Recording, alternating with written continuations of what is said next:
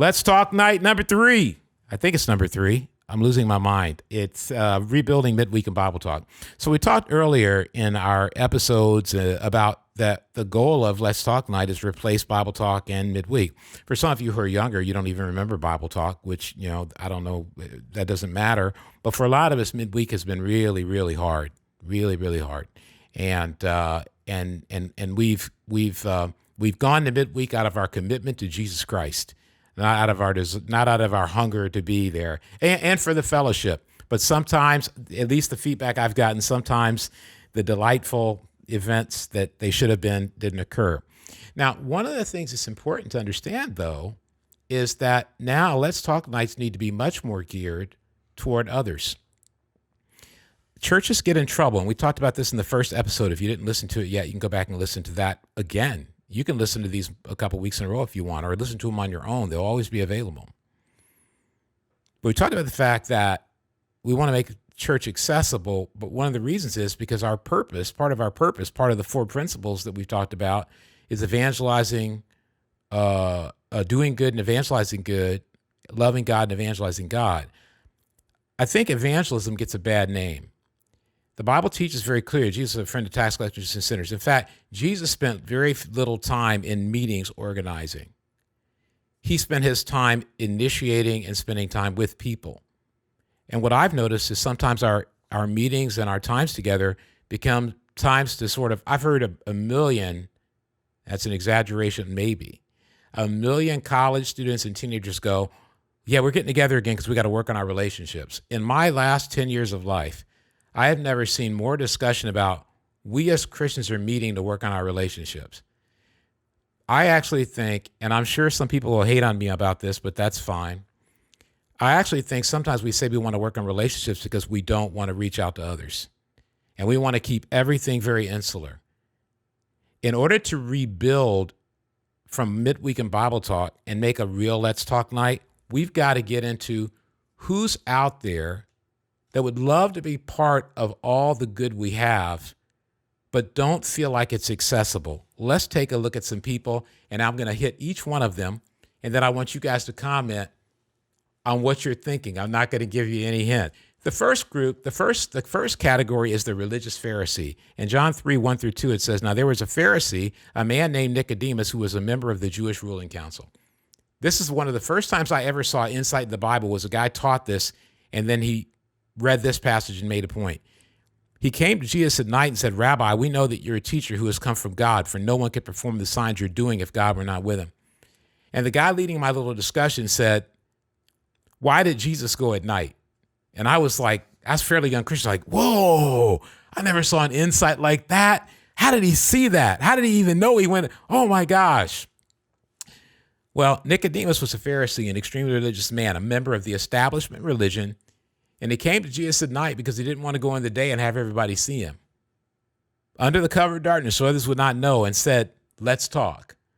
The Pharisee initiated Jesus, said, let's talk. Why did he initiate with Jesus? Because Jesus made himself accessible to someone completely different from him. Yes, they were Jewish, but Jesus was radical. He was turning everything on his face, and yet he was accessible enough that this Pharisee was willing to come to him.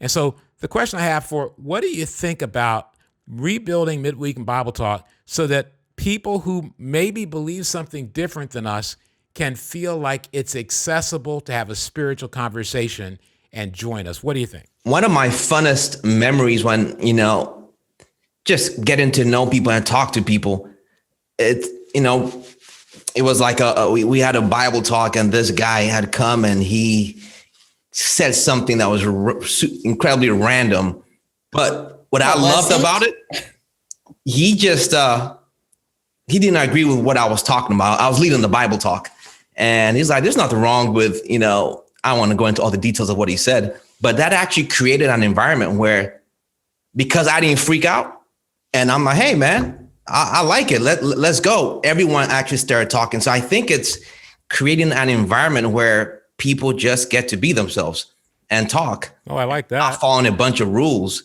And the whole group just kind of got energized as we just talked. And I didn't say, oh, don't say that at church. I'm distracted. What did this person ask you? Oh, well, I don't even want to know that. I don't. The way Martin's face looked, I don't want to know about that. Let's not get into that. Let's not get into that. That's the question you never ask. That's like a person who's never been to the hood who says, "Let's go for a walk down that alley." That's and just like, stupid. What's that? What's down there? It's like, you don't need to know what's down that alley. You just need to know the alley is dark and this neighborhood is dangerous.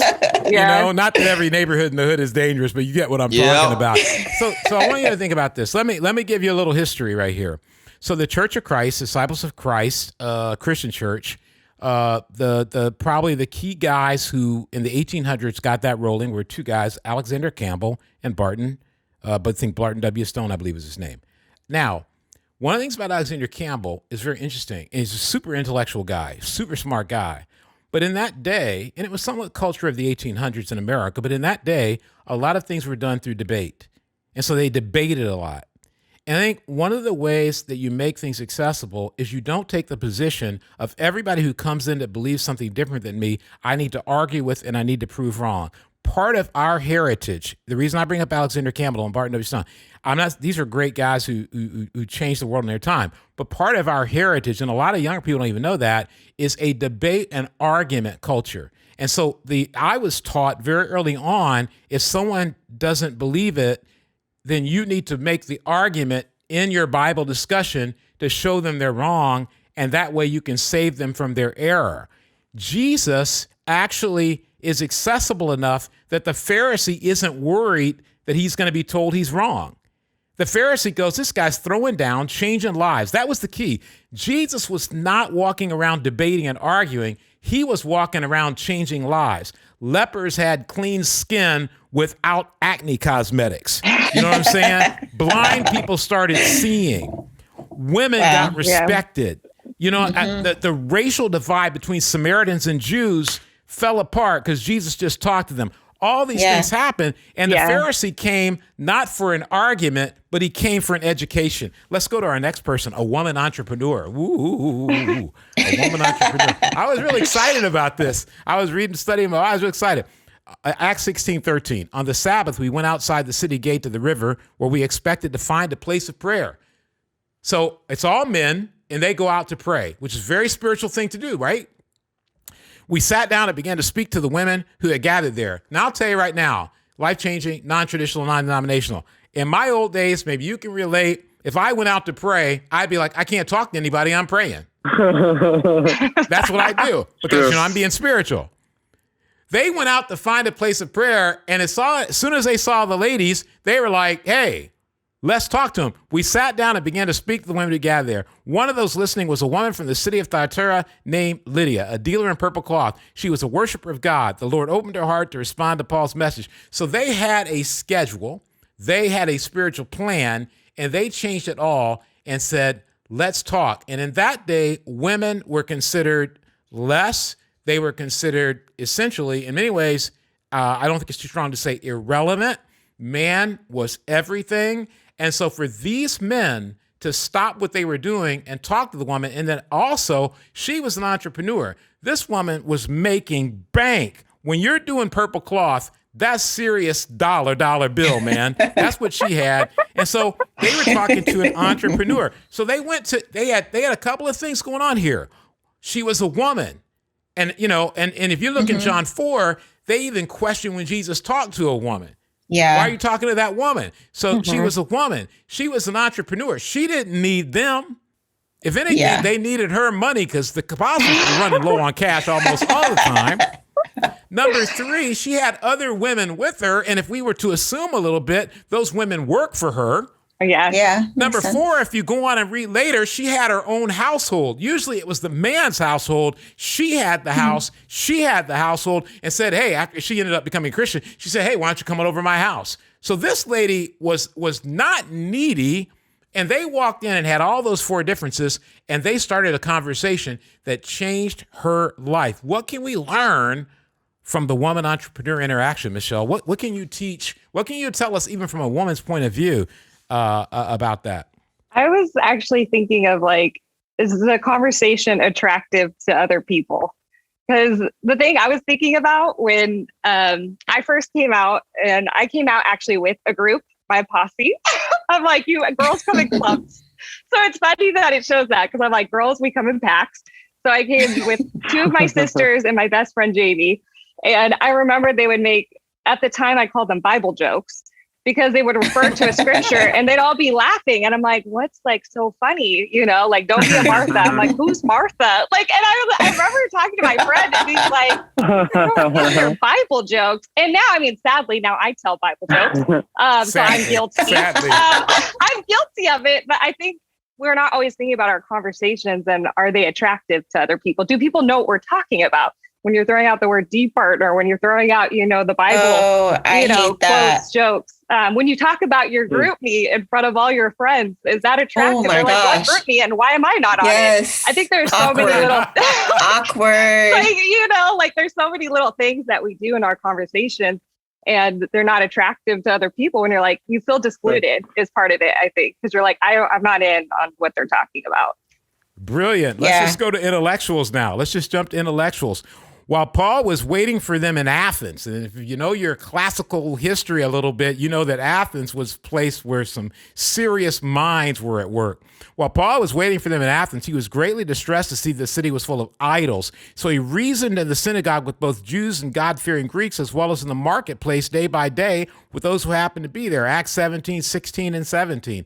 Athens was known for brilliant people, thinkers and intellectuals, people who spent their days creating new ideas in debate and destroying opposing arguments. Despite all this, Paul was not intimidated and chose instead to say, let's talk. What do we learn about this in regarding intellectuals? Martin told me he's an intellectual, so Martin. I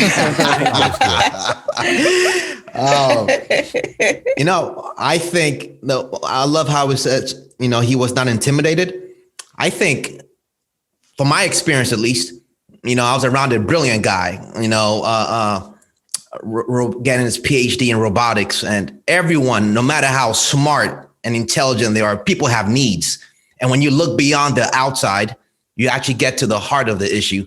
See, I consider him a very good friend. And he was even asking me for advice about what to do with a career. I'm like, why are you asking me? I don't know anything about robotics. But wait, now I got to ask you a question. Yes. So do you know about robotics now? I know a little bit. Oh. Did you get your robotics magazine? I don't have the magazine. I know a little bit more. Is everybody at House Church listening right now? Martin was very talkative. Martin was very talkative right there. Okay, I love what you're saying, and I agree with you. People have the needs. Notice, and I don't want you to lose that, but notice what Paul does right here. It says he reasoned in the synagogue. So he knew he was dealing with intellectual guys. He got on their level, and he used logical reasoning to talk to them. He wasn't emotional. He wasn't trying to use his charisma. He was like, okay, you want to go intellectual? I can go intellectual. 1 Corinthians 9, you become all things to all people. And not only did he talk to them there, he went into the marketplace. That's the business center. That's Wall Street. Definitely. He said, I can go there. I actually agree with you. They have the needs, but I don't think they will hear what you have to say until you can speak to them in their language. When I moved to Silicon Valley, I devoted myself to understanding the digital world. And I know you like to learn about a bunch of different stuff. And so I think that's something you do, but you don't always, that didn't sound good. That sounded terrible. But hey, that's a whole other discussion and not. That sounded very intellectual. That was very intellectual.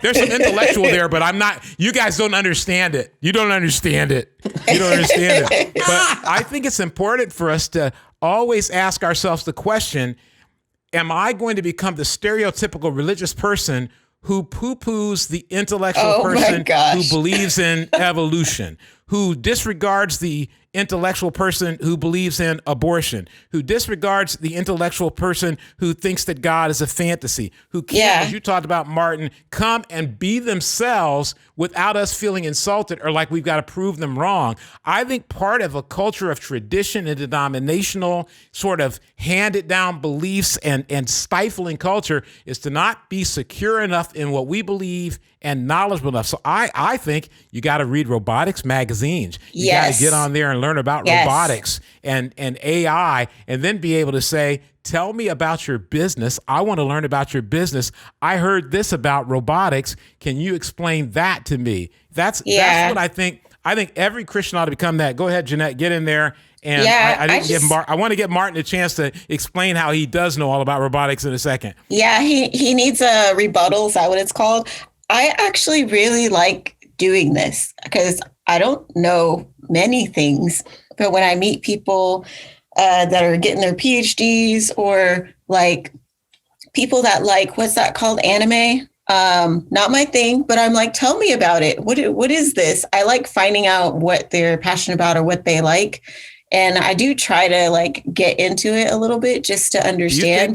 Do you think, Jeanette, or even Christian or Martin can jump in here? Do you think sometimes we're not very curious as Christians? Oh, absolutely. We're like, do you want to love God? No. Next. Martin, get in there and tell me how you invented robotics and you were trying to be humble. You said I was being humble, Russ. No. You wouldn't understand me if I explained it. No. Because you studied business, right? You did study business. No, I switched. Right? I went from business to history. I started with business. Oh, well, hey. Now I like history. Yep. All right. Yep. So you were thinking about law school? I was. Oh boy. I was. See, You I would told make you a were good an lawyer. intellectual. I told you were an intellectual, but what are you thinking? You got some good examples I know of doing this because I've talked to you a lot before where you have done it. You know what? It's a good reminder because even your comment about how we can not be curious as Christians, I feel convicted and challenged because I have not been that curious about AI and all the, I've settled with asking him questions versus go get a magazine and get into his world.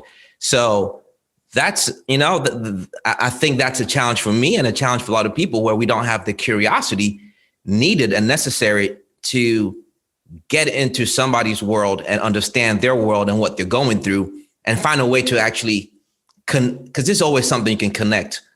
There's ways to connect the dots between what they're going through, their passion, their hobbies, Christianity. I'm like, so that's a missed opportunity. No, it's not a missed opportunity because I'm going to go back and do that work. I'm going to go back and you're going to be, you're a smart guy. You're going to get so good. You're going to come back and say, I'm now working for his company as CFO. The religious Pharisee, a woman entrepreneur, the intellectuals, Let's Talk Night is an opportunity, Acts 27, to have an extended dialogue, not just with people who believe. Check out Acts 20, verse 7 in The Voice, an extended dialogue, not just with those who believe, but conversations with people who don't believe. Creating a house church culture like we just described, where I like what Martin said, where we get into someone else's world instead of just telling them, come into our world, seems like to me, that's what Jesus did all the time. I hope you're enjoying your Let's Talk Nights and they're getting better and better and better. Enjoy the discussion today about how would you do if one of these people walked into your group and how comfortable would they be, or would you just argue them to death? Oh no. See you next week.